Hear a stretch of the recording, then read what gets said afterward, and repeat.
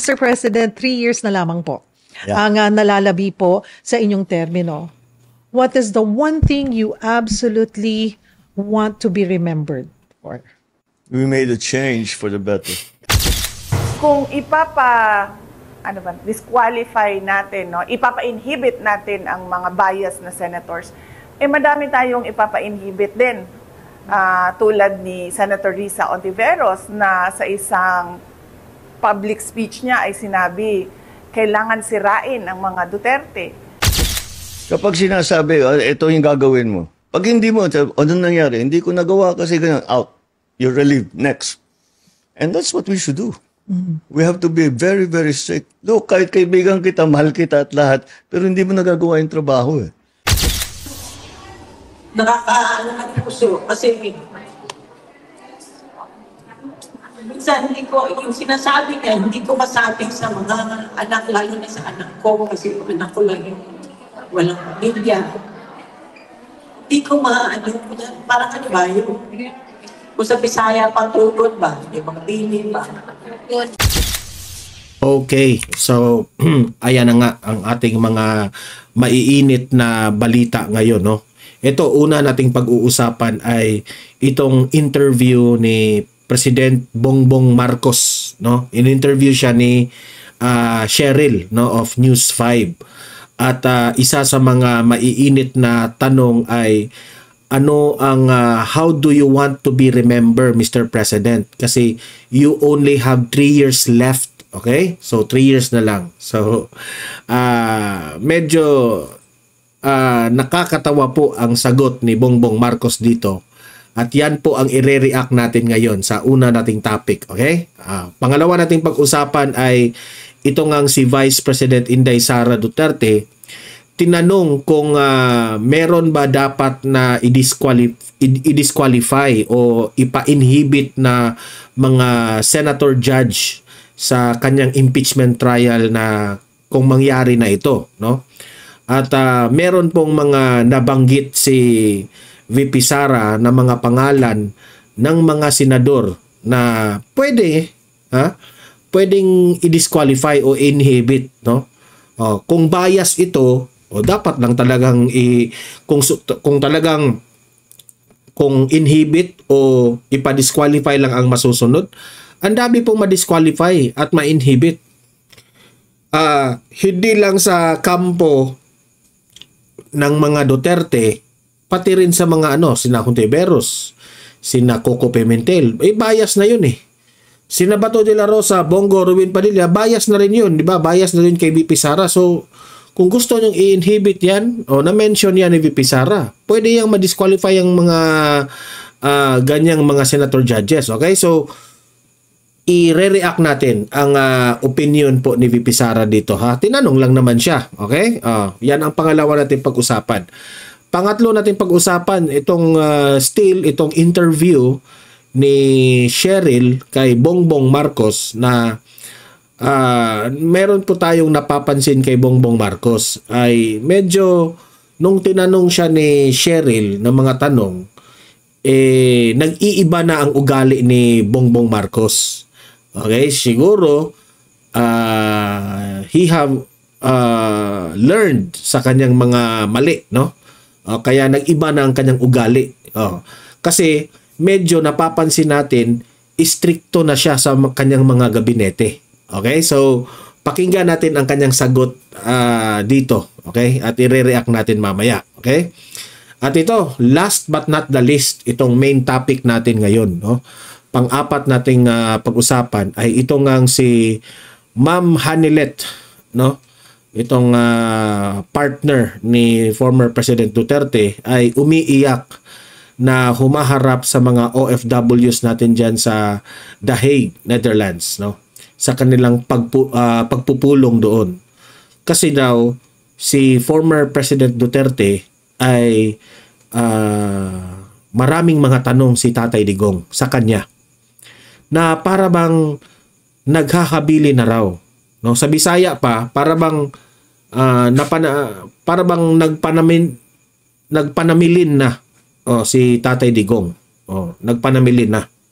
Oh, yun yung sa Bisaya. I don't know if tama ba itong word na ginamit ko, naghahabili na si Tatay Digong. Kasi ang dami lang niyang mga tanong patungkol sa kanyang mga anak. Marami na siyang mga tinutugon, no? At mga at napapansin ni Ma'am Hanilet na medyo pumayat talaga si Tatay Digong. And this is nakakalungkot sa mga DDS supporters, no? Nakakalungkot. So, ipapakita ko ang video na ito. This will be our last topic. Itong speech, no, ni Ma'am Hanilet kung ano yung update kay Tatay Digong doon sa loob ng dahig at ano yung kanilang pinag-usapan patungkol dyan, no?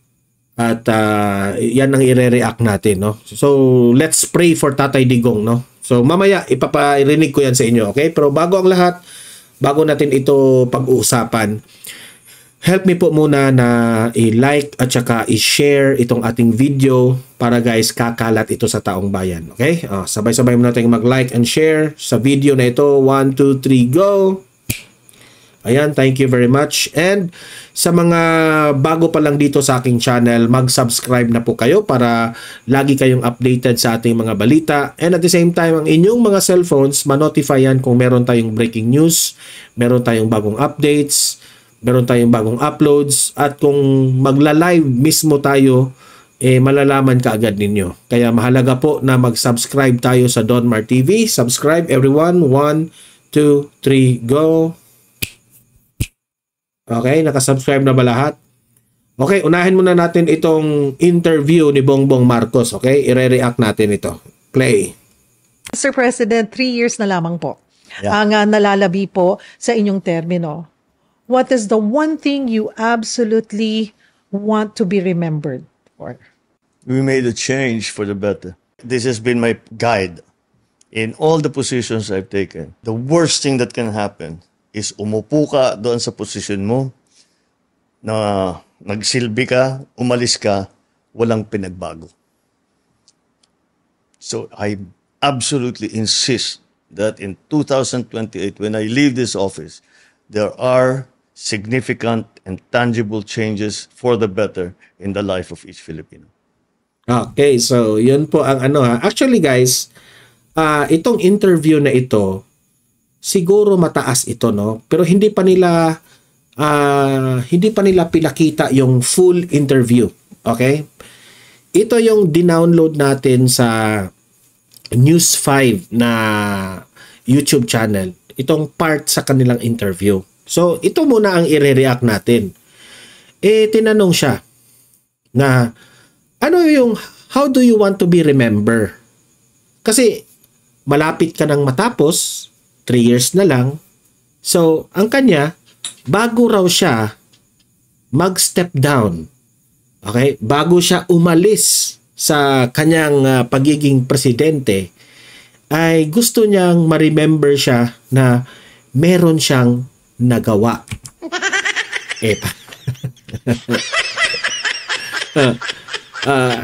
Anong reaction natin dyan, ha? Kasi gusto niyang ma-remember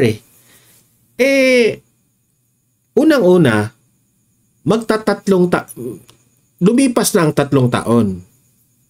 And sa tingin ko, sa 3 taon na nagdaan, na nagtrabaho ka, o para sa ilan na trabaho ka, para sa ilan na pumapasyal ka lang, concert ka lang, 'di ba? Sa 3 taon na nagdaan, sa totoo lang, wala akong ma-remember sa iyo, Mr. President, kundi ang panawagan ng taong bayan, magpa-drug test ka. Hindi. Kidding aside. Totoo naman 'di ba? 3 years, yan naman lagi ang binabato sa iyo ng tao Ano ba, magpa-drug test ka ba o hindi? 'Di ba?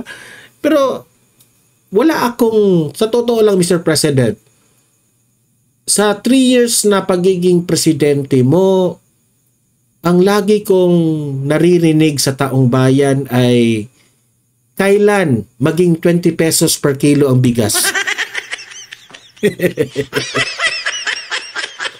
Na hanggang ngayon, ginawa mo ngang 20 pesos per kilo pero subsidized. But anyway, meron ka pa namang 3 years, di ba? May remaining 3 years ka pa. Pwede ka pang bumawi actually.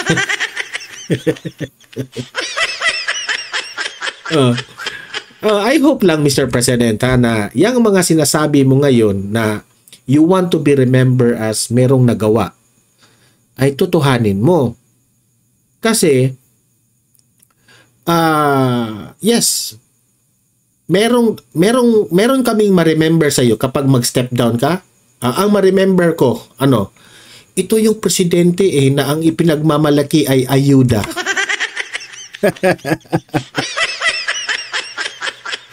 Totoo, Mr. President, no? Nakakatawa kasi promise ka ng promise, sabi mo pa nga 1 million pabahay every year. Pero hanggang ngayon, magti 3 years na, hindi umabot ng 1 million yung pabahay. So, yun lang ang akin ba. Si Presidente Bongbong Marcos, sa totoo lang, mabait ka. Pero nawala yung pagiging bait mo sa tingin ng tao. Ito lang yun, opinion ko ito.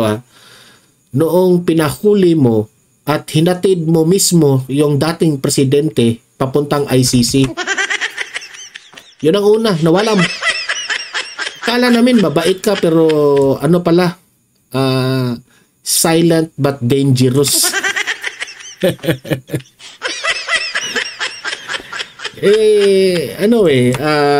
Mr. President,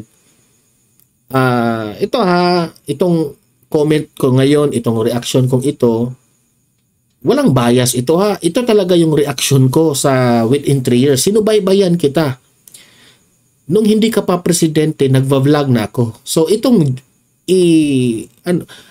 vlogger, binablog pa kita tinatawag pa nga kami noon na BBM vlogger kami, di ba? Kahit hindi tayo magkakilala, BBM vlogger ang tawag na sa amin kasi kinakampihan ka namin. Pero sa kasamaang palad, tumiwalag kami sa inyo kasi nakikita namin na sobrang dami na pong palpak na ginawa mo. Especially na kinalaban mo ang mga Duterte. At nagdulot ito ng hiwalay na naman, no? Ang Marcos at Duterte. Ngayon, ang pinagbibintangan dito sa nangyaring ito ay yung pinsan mo na si Martin Romualdez at itong asawa mong laging nakisawsaw. Di ba? So, ako, Mr. President, itong mga comment reaction ko ngayon, totoo ito sa napansin ko sa iyo, Mr. President,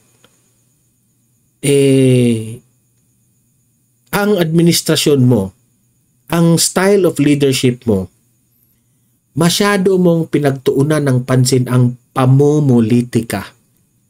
Yan ang pinakauna. Sa panahon po ni former President Duterte, sinisita niya yung mga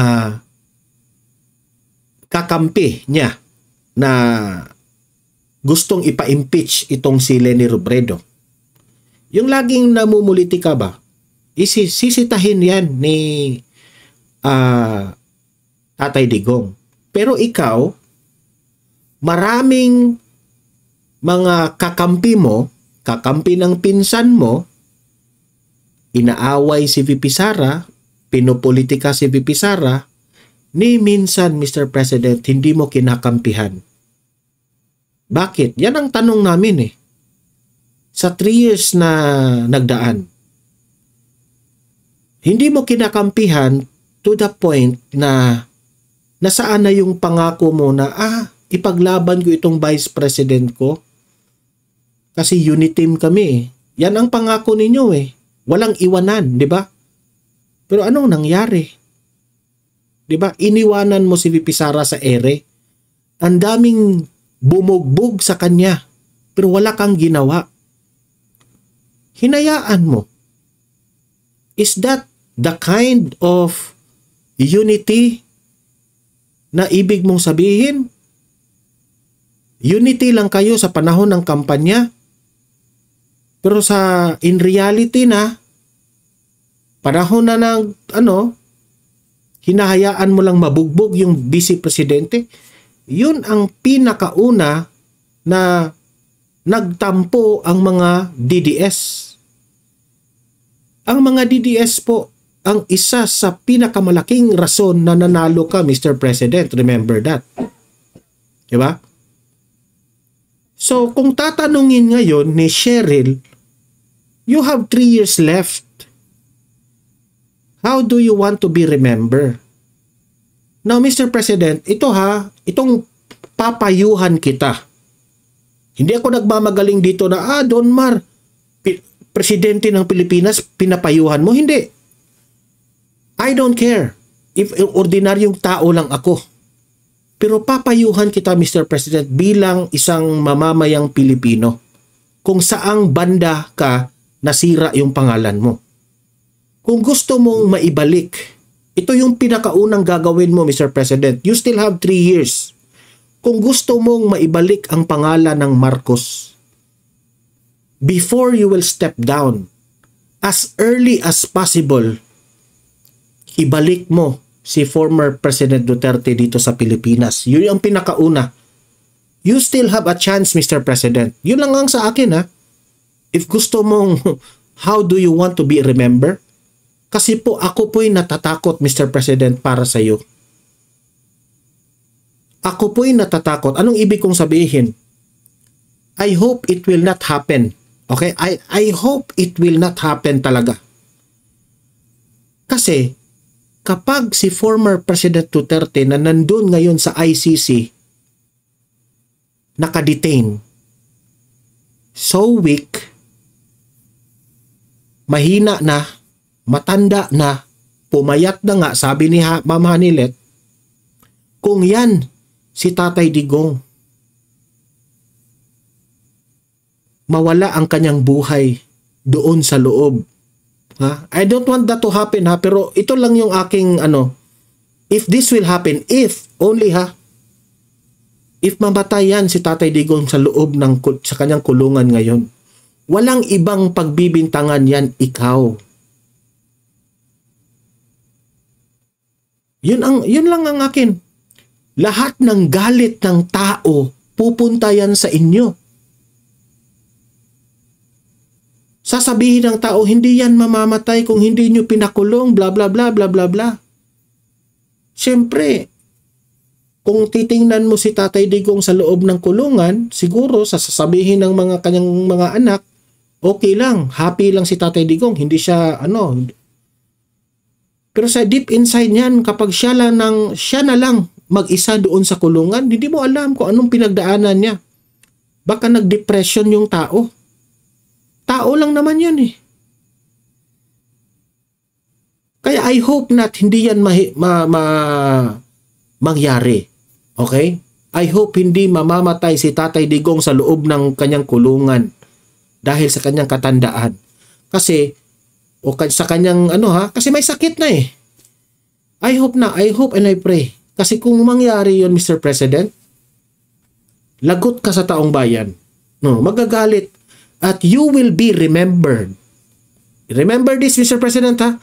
You will be remembered na ikaw ang tao na nagpahuli sa former President of the Philippines illegally, na parang kinidnap nyo, dinala nyo sa ICC, sa The Hague, kinulong.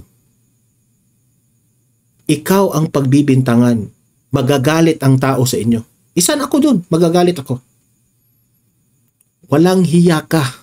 Yan ang posibleng sasabihin namin sa iyo. Walang hiya ka. Hipokrito ka. Hudas ka. Demonyo ka. Now, you still have 3 years. Mahalaga itong tanong ni Cheryl. May 3 taon ka pa, Mr. President. May 3 taon ka pa, ha? If you want to be remembered as mabait, may puso, may malasakit, you still have a chance. Si Tatay Digong, ibalik mo sa Pilipinas. Ikaw lang, wala nang iba ang makagawa niyan. The President of the Philippines. Kung gagawin mo yan, siguro mabawas-bawasan pa yung galit ng tao sa inyo. Yun. Saka, pagkatapos ng iuwi mo dito si Tatay Digong sa Pilipinas, gawin mo na ang trabaho mo bilang presidente. Okay? At tuloy-tuloy na yun. Magugustuhan ka ng taong bayan ulit. Yun lang ang ipapayo ko dyan, ha?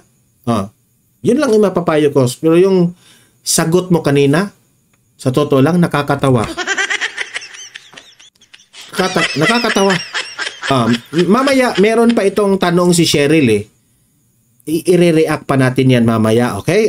So, sunod na tayong topic. Dito tayo sa, kay VP Sara, nung tinanong siya na meron bang dapat i-disqualify sa senator judges kapag mag-impeachment trial na? Ito yung sagot niya. Maraming senator judge daw ang dapat mag-inhibit o hindi lumahok sa impeachment case dahil biased. Ayon yan kay Vice President Sara Duterte. May patutsada rin siya kay Palace Press Officer Claire Castro. Nasa frontline ng balitang yan ang aming Mindanao correspondent na si Bril Montalvo, exclusive.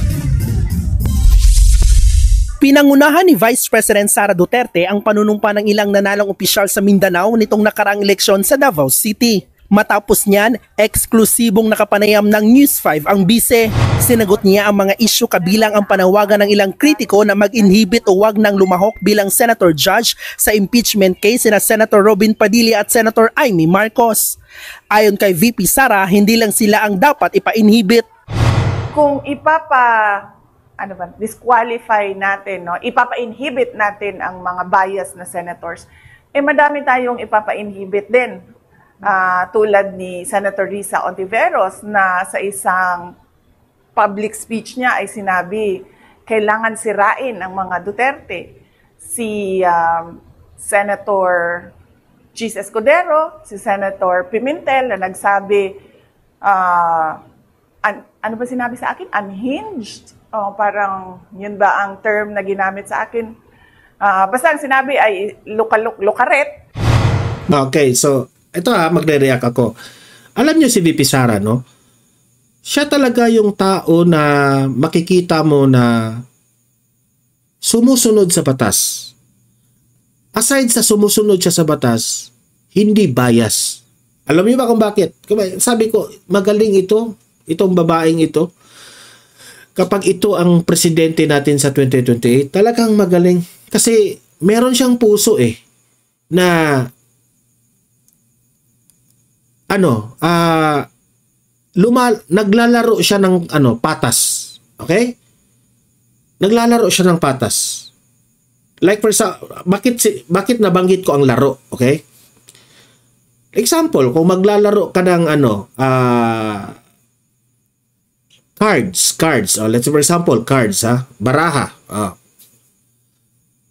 Pwede mo kasing maglalaro ka ng cards, pwede mong i-cheat, 'di ba? Maglalaro ka ng chess, pwede mong i-cheat. Maglalaro ka ng halos siguro lahat ng laro, pwede mong ma-cheat, 'di ba? If gusto mong manalo. Pero si VP Sara hindi. Ang kanyang laro, gusto niya fair and square. Kasi kung mapapansin mo, siya ang una ang nagsabi na kung meron siyang gustong ipa-inhibit, ang uunahin niyang ipa-inhibit si Robin Padilla at si Senator Amy Marcos. Tingnan nyo, kakampi niya itong dalawa. And Senator Robin Padilla and Senator Amy is part of the Senador Judges. Senator Judges ito. Pwede itong ipagpatuloy doon tapos boboto kay VP Sara. Di ba? Pero dahil si VP Sara ay matino, fair and square ang kanyang laro, sinabihan niya si Senator Amy at si Robin Padilla na ipa-inhibit kayo kasi magiging bias kayo sa akin. Di ba tama? Tama, di ba? So, kung si VP Sara lang ang masusunod, ipa-inhibit o ipa-disqualify niya si Robin Padilla, si Senator Aimee, si Bongo, at si Senator Bato. Itong apat na ito. Kasi, obvious na kakampi niya ito. Di ba? So, yun ang yan ang sinasabi ko sa inyo na magaling. Kasi naglalaro si VP Sara ng fair and square. So, meaning to say, kung tatanggalin natin itong apat na ito na mga kaalyado ni VP Sara, tatanggalin rin natin si Hontiveros, Coco Pimentel, si Escudero. Kasi obvious rin ito na anti-Duterte ito eh. Di ba? Yan ang ibig sabihin ni VP Sara. Patas tayo. Equal tayo. Para at the end of the day, kung ma-impeach man o hindi ma-impeach si VP Sara, at least, anong sasabihin ng taong bayan? Ang integrity at yung dignidad ng konstitusyon natin. Tama. Hindi na-impeach si VP Sara kasi nakita ng mga senator judges na wala talagang kasalanan. O, ganun yung effect. O, pwede rin na, na-impeach si VP Sara, tinanggal bilang Vice President kasi obvious at kitang-kita yung mga anomalya at ang mga ebidensyang nagnanakaw siya ng pera. O, tama yung boto ng mga judges. O, ganun. Marespeto ng taong bayan. Kasi if you want na itong Senado na ito ay gusto nyong respetuhin pa kayo ng taong bayan, ganun ang gagawin nyo. I-inhibit, i-disqualify yung obvious na kakampi ni VP Sara at i-inhibit, i-disqualify yung obvious na kalaban talaga ni VP Sara. At yung natira na nasa gitna, yun ang dapat humusga. Di ba? Yan ang point ni VP Sara.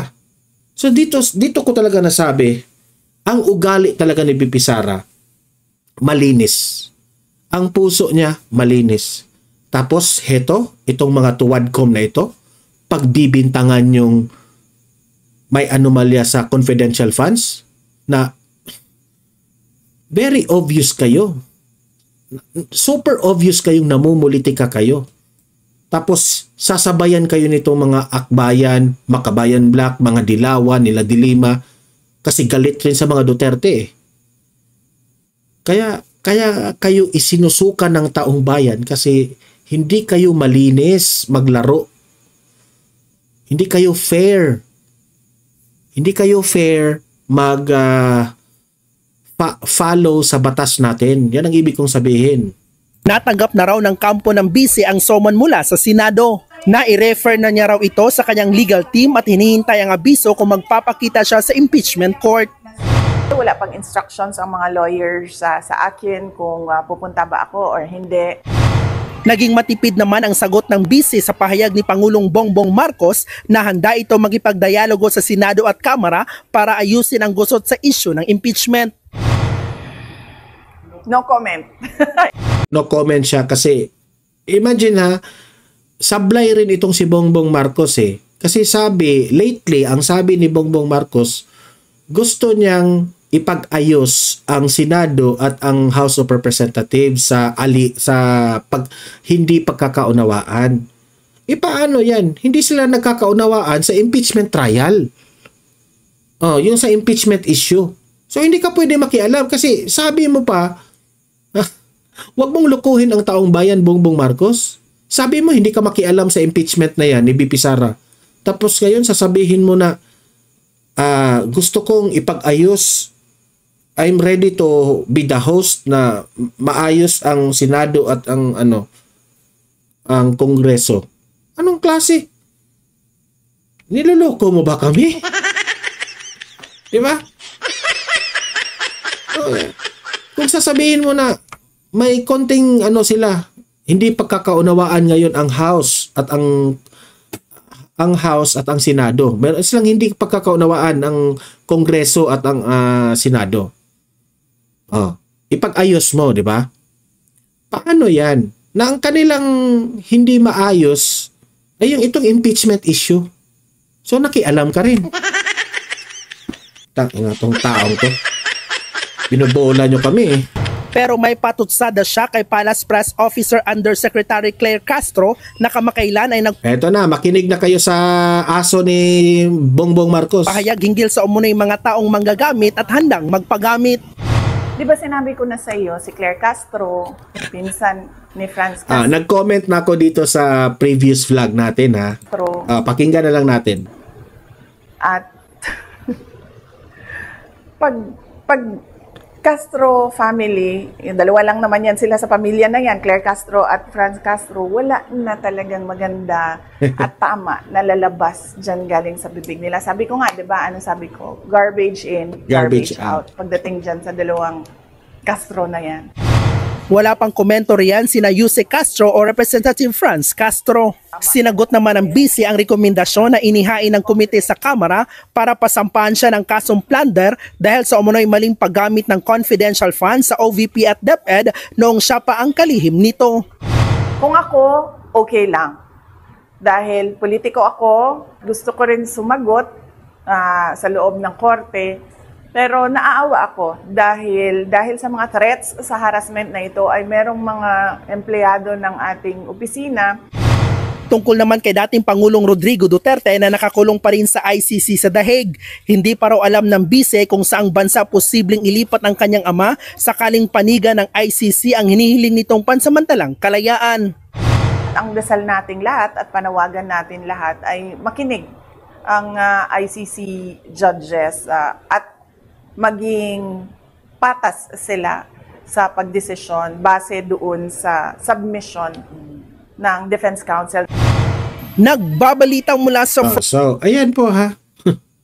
Hindi na ako magko-comment doon sa mga Castro na yan kasi mga aso yun eh. Tao tayo, di ba? Iba naman kung magko-comment tayo sa mga aso, tao tayo. Ayan, tumatawa tuloy si Senator Ivy. Okay, punta tayo dito tuloy sa si BBM. Napapansin natin, nag-iba na yung ugali. Medyo stricto na daw siya. Ito yung pinoproject niya ngayon. Ito, panoorin natin ha.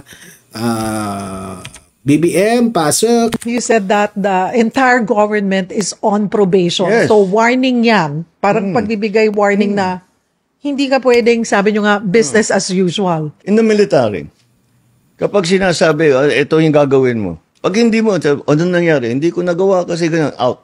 You're relieved. Next. And that's what we should do.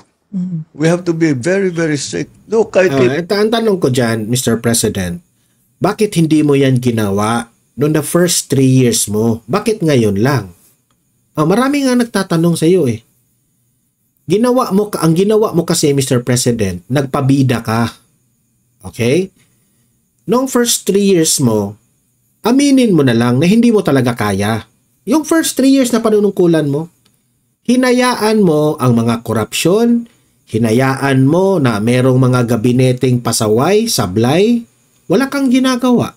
Diba? That's why we call you weak leader. Kasi wala kang ginawa eh. Wala kang nagawa sa bayang ito. Kung meron man, hindi namin pansin, hindi namin kita. If we will compare sa mga nagawa mo at sa nagawa ni Tatay Digong, wala ka sa kalingkingan. Totoo yan. Prangka yan, ha? So, ngayon, na ginawa mo lang na lesson learned itong 3 years mo, imagine 3 years, ha? 3 years ka naging palpak. Ang dami pong nasayang na taon. Sinayang mo ang momentum ni Tatay Digong. Sinayang mo. 3 years. Pataas tayo ng pataas kahit may pandemya. Pero pagdating mo, bumagsak tayo. Sa 3 years mong wala kang gawa. Okay? So ngayon, meron ka pa namang 3 taon. So gusto mo, pag-aralan mo ano yung mga pagkakamali mo dito sa 3 years, no? First 3 years mo. So, ang sa amin, masakit yun. Okay? Kasi nasasayangan kami sa 3 taon. Ngayon, ikaw, ang pinoproject mo ngayon na istrikto ka. Kasi yung style mo sa first 3 years, wala eh. Bait-baitan yung datingan mo eh. Bait-baitan yung projection mo. Anong nagawa mo? Wala. Di ba? Ngayon, ang projection mo ngayon na gusto mong ipakita sa taong bayan, stricto ka, di ba? O, dapat stricto, tanggalin yung mga hindi nag-perform, ganon, ganyan. Alam mo, Mr. President, huli na. Huli na ang lahat. Huli na ang lahat, Mr. President. Alam na namin na weak ka. Ngayon ka pa babawi sa amin, di ba? O, sa bagay, bumawi ka. Sige. Kaibigan kita, mahal kita at lahat, pero hindi mo nagagawa yung trabaho eh. Hindi naman ito tungkol sa pagkakaibigan ng pagmamahal natin sa isa't isa kung hindi para sa serbisyo, para sa tao. So, ang gusto niyang iparating na mensahe sa ating taong bayan, this time, I will be strict with my cabinet members. Yun ang gusto niyang iparating sa atin. Na itong mga gabinete na ito na hindi magpe-perform, mga tamad, mga kurap, itatanggalin niya. Bakit hindi mo ginawa yan sa 3 taon? Yun ang, can we ask question, bakit? Ginawa mo yun? Hinayaan mo lang? Ngayon mo lang na-realize, Mr. President? Kami, ang tagal na naming na-realize na bobo at weak ka. Pasensya, sorry Mr. President ha. Walang personalan Mr. President. Hindi naman kami galit sa iyo bilang tao, pero bilang presidente ng Pilipinas, galit kami. Okay? Kasi 3 years ang sayang noon, di ba? Tapos ngayon mo palang na-realize na ang dami mong pagkakamali, di ba? So, nakakagalit, talagang ang masabi lang ng taong bayan, nagsisisi kami bakit binoto ka namin. Ay nako, wala ka talaga. Akala namin matalino ka kasi nung panahon ng kampanya, you project yourself as a wise man. Yun pala, tama ito. Tama talaga yung sinabi ni Tatay Digong na he is a weak leader, di ba? Sabi ko, bakit nasabi yun ni Tatay Digong? Sabi ko, brilliant talaga si Tatay Digong. Totoo talaga. Weak leader talaga. Lahat ng mga pinagsasabi ni Tatay Digong, mukhang maniniwala na kami. Sinayang talaga dyan. Imagine ang nakakatawa pa dito ito. Mismo ang kapatid niya, kadugo niya yan kapatid. You heard me right, kapatid. Kapatid. Mismo ang kapatid niya, hindi na siya kinakampihan. Mismo ang kapatid niya, sinabi na ang administrasyon ngayon, nagwawaldas ng pera. Kapatid mo na yan Imagine, kapatid mo, kumakampi sa kalaban mo sa politika. Hello? Hindi ba kayo nagising dyan, mga vloggers ni BBM? Vloggers. Kapatid na yan Hindi pa kayo gising? Yun lang ang masasabi ko dyan. Okay, ito. Punta tayo dito sa medyo nakakalungkot po itong video na ipapakita ko sa inyo. Ito po yung sorry for that. Ito po yung na-press ko yung Ito po yung speech ni Ma'am Hanilet patungkol po sa update ni Tatay Digong. Na parang naghahabili na yung tao. Kasi po pumapayat na, no? So sana wag naman, Lord, ipag-pray natin, no? Bigyan mo pa ng lakas si Tatay Digong kasi I know for sure kung makakalabas yan sa kanyang detention, lalakas yan kapag makalabas. So, for the meantime, pakinggan natin si Ma'am Hanilet sa kanyang update na parang nanghahabili na. Ang dami ng tanong ni Tatay Digong. Ito, panoorin natin. Ako, libo-libong Pilipino ang umiikot, pumunta rito, bumibisita, miski na hindi nila nakikita si PRD. Nakakataba ko ng puso, lalo na sa aming mga pamilya, sa mga anak, na patuloy yung kayo sumusuporta. Nung lumabas ako, pasensya na ha, kasi nung Thursday morning na lumabas ako, hindi ko talaga kaya maraksin. So, naglakad ako hanggang saan ako inabot ng paa ko kasi ano yun eh, di ba, 90 days niya, tapos ano pa, araw ng kalayaan, tapos Father's Day pa, tapos akala niyo ano to, yung mahirap mo pumasok doon. Every time na lumapasok kami, pagpasok pa lang, nagdarasal na ako in my place. Nagdarasal na ang pagpasok sa loob for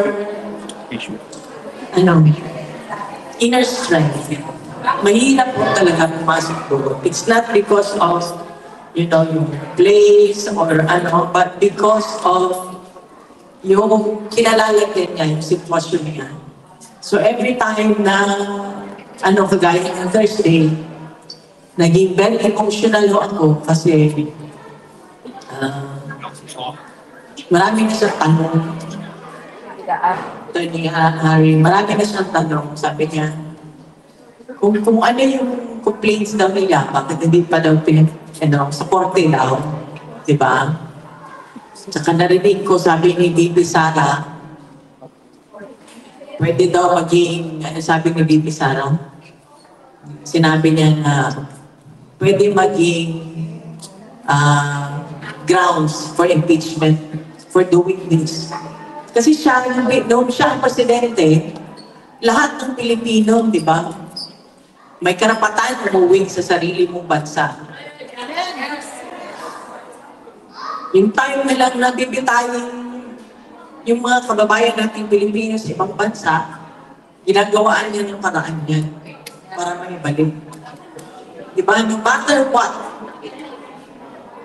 may right tayo lahat litisin sa sarili nating bansa. Kung gusto nila ikulong sa sarili ng bansa. Kasi parang pakiramdam natin yung soberenya ng Pilipinas hindi nag-i-exist. Diba? Parang nawala sa mapa ng mundo, nawala sa world map ng Pilipinas bigla. Kasi nagkaroon tayo ng big the leader na sinurrender ang soberenya ng Pilipinas. So, ang isang ko dyan is, every time na pumapasok ko ako, durog po ang durog ang puso ko paglabas. So, nung time na, ng Thursday, hindi ko kaya nang umarap sa inyo para tanungin ako. Lahat, di ba nakita niyo, tinatanong niyo ako, kumusta siya. Sabihin ko lang sa inyo lahat, okay. Of course, pumayat siya. Of course, yung environment niya, hindi kagaya ng kaya namin ma-provide sa kanya. Isa lang naman ang gusto niyan eh. Doon lang siya tumira at matulog sa parang bago niya doon sa Davao, kung saan nag-converge yung mga tao. Binabantayan nila. So, isang reason also na nakakaano ng puso kasi minsan yung sinasabi niya, hindi ko masabi sa mga anak, lalo na sa anak ko, kasi anak ko lang yung walang pamilya. Hindi ko parang ba, kung sa Bisaya, pang-tugod ba, yung mga bilin ba, hindi ko masabi. Durugog din yung puso ko kasi yung anak ko, every time siya talaga napaparimayin niya sa group chat namin na may call niyo. Pinapaalala sa mga lawyers, please remind my dad to call me. Para araw ng ano na yun, yung araw na yun. I think Wednesday, na-delay. Thursday pala, na-delay siya. So, follow-up siya ng follow-up. Sabi niya, hindi pa tumatawag ang dada ko, ang papa daw niya. Kasi nung time na yun, pinacheck up yata siya, chinek siya. Kaya, medyo na-delay yung tawag. Tapos nag-abot yung tawag natin tsaka yung visit ko. Kaya, pero at least natawagan niya rin si Veronica. Yung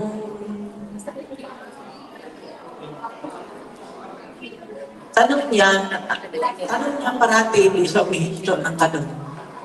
Ano daw timetable? So ako, hindi ko naman makasagot. Tapos bawal pa kami mag-discuss doon about sa case. Sabi ko, kaya ginagawa ko, paglabas ko dito, tawagan ko si Nick, yung lawyer. So yun ang ano niya, tinatanong niya sa akin. Tapos,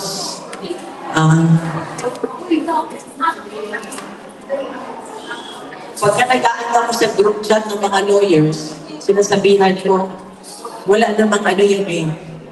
Wala nang ano yan, walang 80 years old na yan. Hindi 80 years old, may 100 years pa. Diba? Gusto lang sana namin siya na mag-retire sa sarili ng bayan. Yun ang talagang ano niya. Kung mawala ka sa buhay sa sarili ng bayan, okay. Pero masakit kasi, napakasakit kasi. May iyak na si Ma'am Hanilet dyan, ha? Ilang iba, noong mayor pa siya, yung nakaupo ngayon, si PBM, minigyan lahat naman sila eh. Doon nga sa TV station, TV program na gikan sa masa, humingi pa siya ng tulong para magpa-endorse na senator. Tapos nung marami yung nung tumakbo siya ng presidente, lumapit pa yan para gusto niya maging vice presidente niya. Tapos nung naging presidente siya, alam mo ba, ako bilang kasama niya, takot ako. Sabi ko, bakit mo isugal yung presidency mo para ipalibing yung senior tungkol sa lahat ligang ng kanya. Sabi niya, wala namang ang isang requirement lang para makulong, makilibing ka doon is para kung sundalo ka, di ba tama ako attorney? Kung sundalo ka, hindi na yung presidente ka ba, senador ka ba ng bansa? So, ang point kasi ni Ma'am Hanilet dito at ang point ni Tatay Digong, noong pinalibing ni Tatay Digong si Marcos Sr., dinaan niya sa legal. Okay? Ang isa sa mga requirement doon is kapag sundalo ka, malibing ka talaga sa libingan ng mga bayani. Kaya ngayon, si Marcos Sr. nakalibing doon. Ipinaglaban yan ni Tatay Digong. Legal ha. Ngayon, ang nakakasakit, pinahuli, pinaaresto, pinakulong si Tatay Digong illegally. Illegal. Kaya naiyak po isong si Ma'am Hanilet dahil hanggang ngayon, kahit nakakulong na si Tatay Digong, ang kanyang laging binabanggit ni Tatay Digong, dapat makalabas siya sa ICC, legal pa rin. Hanggang ngayon, legal pa rin ang ginagawa ni Tatay Digong. Di ba? Lumalaban ang mga Duterte ng patas. Pero itong mga Marcos na ito, sa mga illegal na style ang kanilang pagpapaaresto o kung ano-ano dyan, Diyan mo talaga mako-compare ang dalawang leader na may dignity at credibility. Okay? Mga Marcos talaga, ganyan yan. Mga Duterte, may paninindigan. Yan ang katotohanan. Talo ka.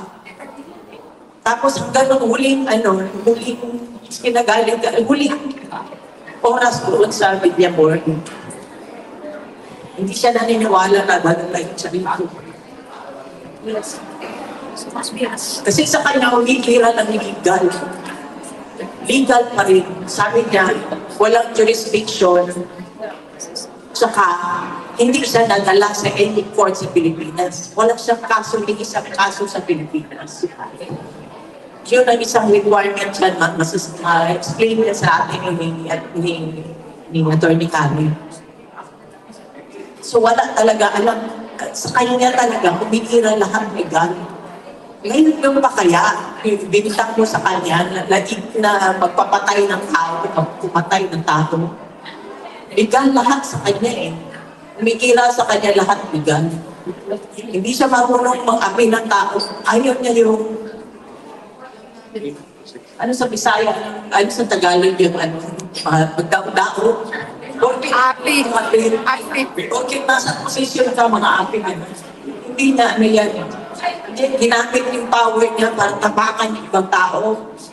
Hindi siya nag-iibig ng tao, sinabi niya ni Bibi noon eh.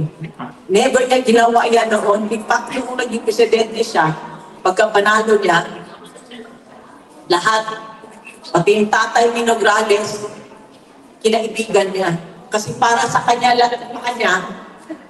quits na lahat. Nanalo na siya, nakuha niya na naging presidente na siya. So, ganun siya. Maski na sa loob, yung kami, kasi ako, yung galit mo dyan, yung galit mo dyan. Pero sa kanya, wala siya galit. Gusto ko yung sa labas mo yung galit. Yan ang isa sa hinangaan ko kay Tatay Digong eh. Hindi siya nagtatanim ng galit sa kanyang mga kalaban. Kasi, sa naniligis na ako sa kanya kasi wala siyang galit. Wala siyang galit. Gusto niya ipahiran pa rin yung legal na pamamaraan lahat. Kaya, kiusap talaga ako sa lahat. Tataan natin dito. Talin natin sa isip, sa puso, magiging anak natin at apo natin.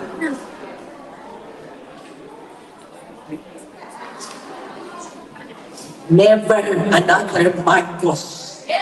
Never. Si Ma'am Hanilit na nagsabi yan, never again to Marcos. Never Marcos. Hanggang sa tulo ng kanyang papuntol na yun. Never again sa mga Marcos. Maraming salamat. Maraming salamat. Si Ma'am Hanilit na nagsabi niya na, never again to Marcos. Kasali na dyan si Amy Marcos.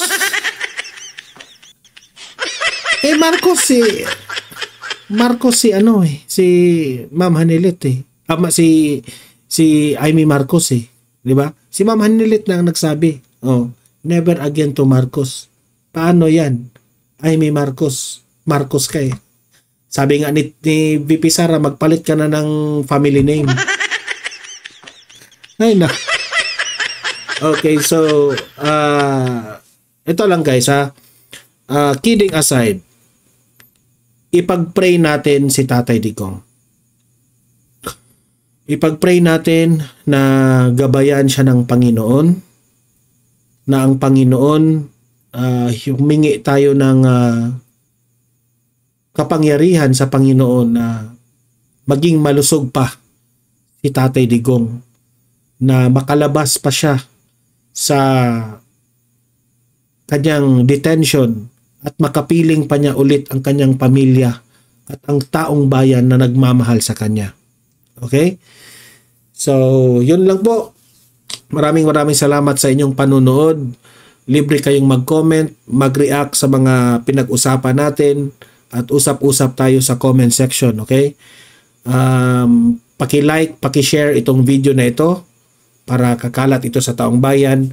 Mag-subscribe kayo sa Donmar TV para lagi kayong updated. At meron tayong pangalawang channel, Donmar TV Balitang Totoo. Mag-subscribe rin kayo doon, okay?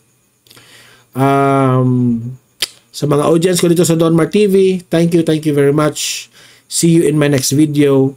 See you in my next live. Have a great day, have a great night. God bless po sa ating lahat.